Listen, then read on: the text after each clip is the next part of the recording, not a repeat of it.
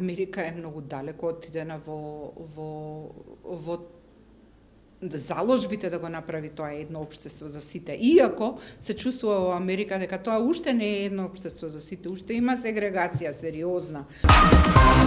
Мултикултурализмот јас го видов во училиштето на моите деца, интеграцијата нивна во школото и нивното со таа леснотија ги прифаќаат јазичните бариери, мултикултурализмот во училницата,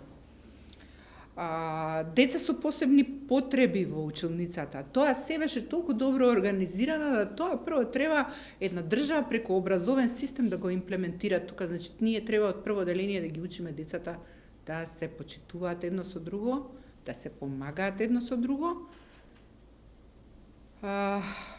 Децата со посебни потреби да се грижите за нив.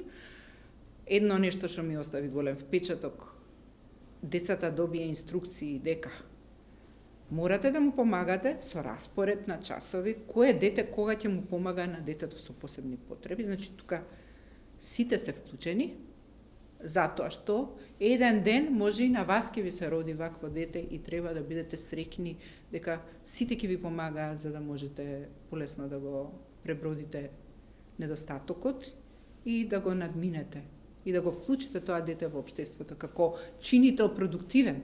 Значи, таму децата со тризомија 21 веќе работат, разнесуваат пошта. Многу е тажно, затоа што Македонија има можност, доколку има лидерство. Доколку некој што знае, дојде на позиција која што може да се направи промената.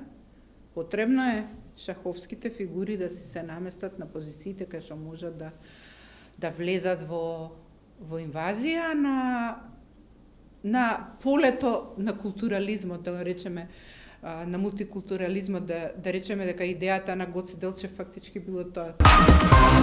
Мултикултурализам би била идејата на Гоце Делчев остварена. Ние да се надпреваруваме кој подобро, а не да се тепаме едни со други за кој полошо.